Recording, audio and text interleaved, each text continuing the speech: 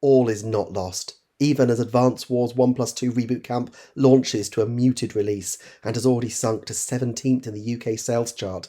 There are reasons to believe Advance Wars could survive to become a regular Nintendo franchise with new entries.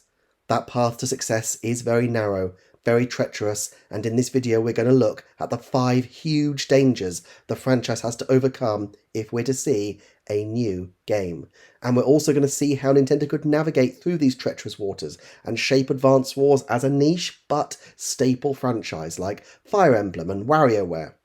And that's where Advance Wars should be right now. This moment, mere weeks after the release of Advance Wars 1+2 Reboot Camp, should be a time for celebration, a time for the franchise to take a huge victory lap and settle in for new installments stretching into the future. I'm making this video having sunk dozens of hours into the absolutely gorgeous game and barely having even scratched the surface. I loved the original Advance Wars, but for various reasons had never even played the sequel. Well, this game is so packed that I still haven't yet got to it, with amazing graphics, lovable animations, crisp and beautiful menus, extras and features by the truckload, and 2 incredible games to play. I really feel that WayForward and Intelligent Systems have done the Nintendo Switch proud with this absolute shining gem of a title.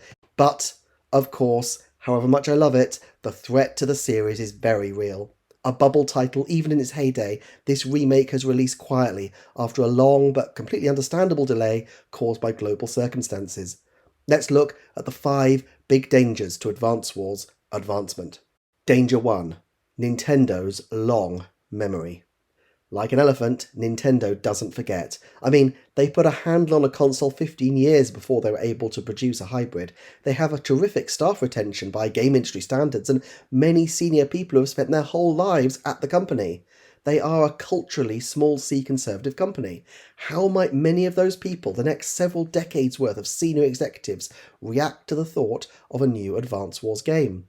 I wouldn't entirely blame them if the reaction was a mild shudder in memory at the very delicate and protracted release of Reboot Camp, and a decision that, perhaps, it's just a bit too risky a franchise.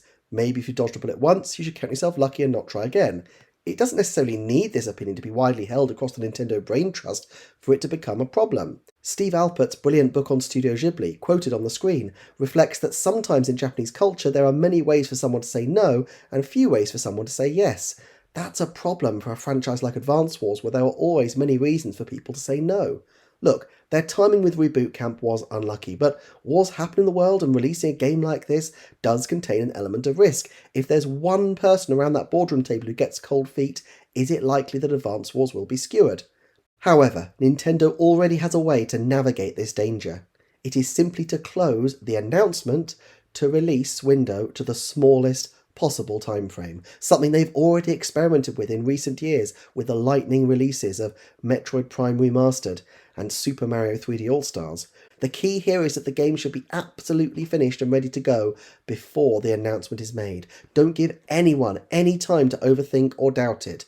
A shadow drop might be a bit extreme. I'm not sure Advance Wars is likely to fare quite as well as Metroid Prime Remastered in terms of enthusiastic double dippers, but I could easily see a future game announced in February Direct and released in the middle of March.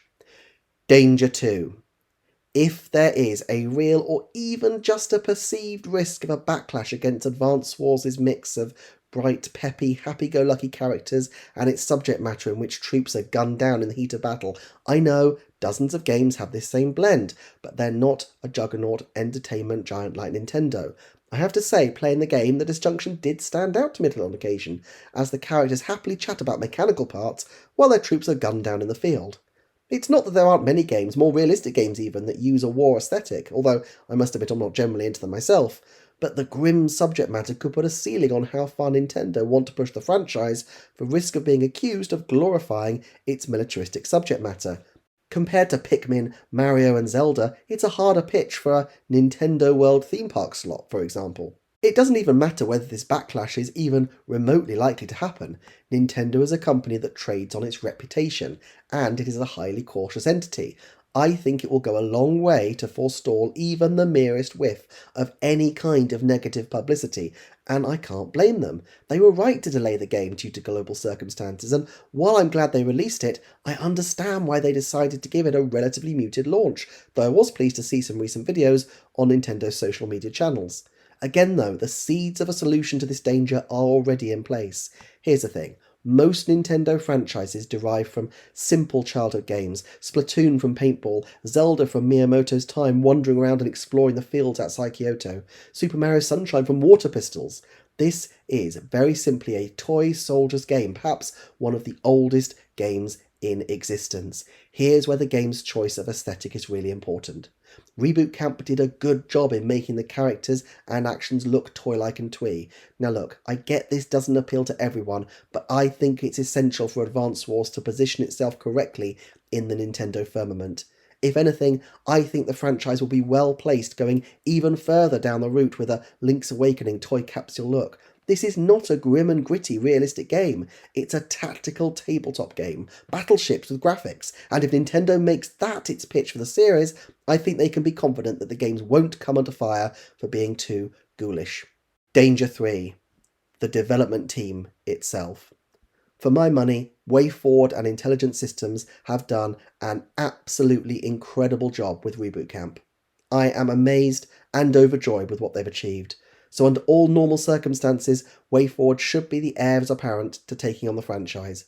Mercury Steam remade Metroid 2 and then went on to lead up an original Metroid. Grezzo made multiple Zelda remakes and then went on to make Triforce Heroes. But here's the problem. We know that work on Advance Wars was substantially completed in 2021. Even though it was delayed to spring 2022, it's difficult to imagine that there was any major work on that game happening in the period.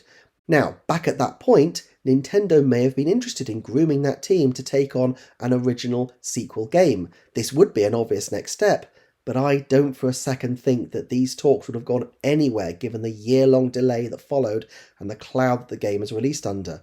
By now, the team at WayForward will be on a different project, and I feel almost as certain as I can be that they are not currently working on Advance Wars. It just doesn't make sense for them to be working on a sequel to an untested remake in a franchise that's on the bubble and also facing a problematic, uncertain launch.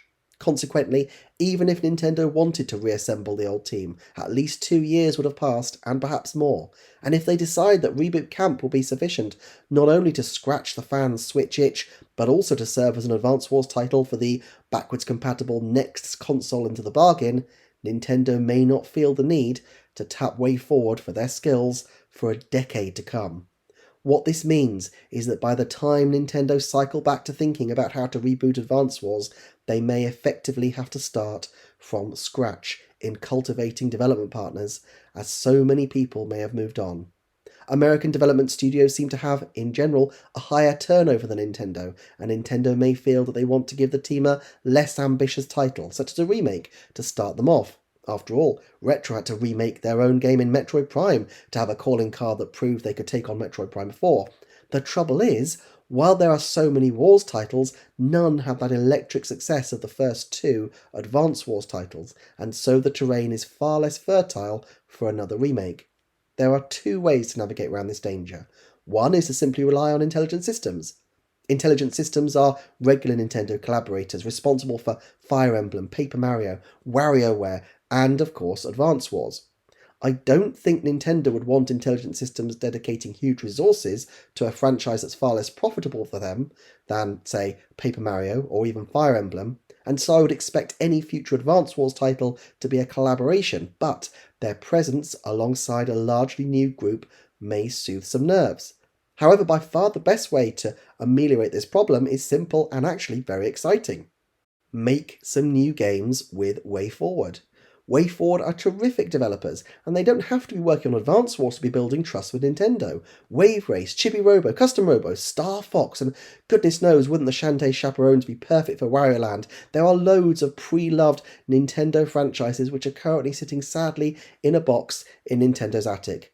There's literally no reason not to tap this talented and wonderful development team to work on more Nintendo titles. They didn't step a foot wrong with this release in my opinion, and any difficulties the game had are absolutely no reflection on the people behind it. Okay, so perhaps we can see a way forward to another Advance Wars title with a focus on the toy soldiers aesthetic, keeping the band together at way forward by keeping them working on Nintendo properties in the meantime, and by keeping the hype cycle really short. But there is a fourth danger still. Look, military tactic games are not a hugely popular genre. The Switch has done well for tactics fans, between indie titles like Wargroove and first-party entries like Fire Emblem and even Mario plus Rabbids. But what if Nintendo decides that they want to try their hand at reinventing the genre, doing something different and unique, and oh so very Nintendo? What if they come up with a new IP that renders Advance Wars simply obsolete? It's not like this hasn't happened before. Punch-Out is a popular Nintendo franchise, but when they launched Switch, they released in its launch window a first-person viewpoint fighting game that wasn't Punch-Out. Now look, I love ARMS, and I think it's a really creative, underrated gem of a game, but I can't imagine dedicated Punch-Out fans weren't more than a little upset. If ARMS had any kind of success, it would become Nintendo's premier first-person fighter franchise, and what need would they have a second, less beloved one? And if ARMS didn't do that well, it just suggests that first-person fighters are a bit niche, and so there's not really a very good reason to bring back Punch-Out anyway. Now, to be clear, I do think there is a fair chance we will see Punch-Out in the next 5 years. Let me know in the comments if you'd like to see a separate video analysing why Punch-Out's chances have never been higher, but ARMS was 6 years ago, and neither franchise has resurfaced yet. If the genius developers at EPT came up with a new take on military strategy titles, I'd be really excited, of course. I love the genre, and I love seeing new Nintendo franchises, but it would definitely be bittersweet if they cannibalize their chances at a new Advance War title into the process. Ultimately, the odds of them tapping into this relatively obscure video game genre probably means this danger can be averted. Before we get into a forecast that you can hold the channel accountable for, let's look at the one last danger that Advance Wars faces, one last risk that would stop it from surfacing again and entertaining us all with fiendishly conceived strategy scenarios. It's the most dangerous one of all and the simplest: sales. Sales on launch appear to have been fairly tepid. But please, I encourage you all to spread the word and keep the hype around this game. Liking and commenting on this specific video helps me, but also signal boosts Advance Wars content around the web. Let me know if you'd like to see more on Advance Wars and put in a good word to your friends if you, like me, think that Andy, Max, Sammy and friends deserve a bright and glorious future on Nintendo consoles. So, assuming a title like this would have a 3-year development window, would we expect a new Advance Wars game to be released by the end of 2025? I'm sorry to say that I think this is in the very low likelihood category, less than 10%. However, a new title by the end of 2030? I'd like to hope that the odds are a little healthier, around 50-50. But, as we've seen, there are a lot of dangers to navigate, and I just hope that Nintendo can see a way through to bring us more Advance Wars in the future. While you're waiting, check out the video on the screen for another of my franchise deep dives. Subscribe in the corner if you like twice weekly analysis videos like this one, and thank you so much for watching.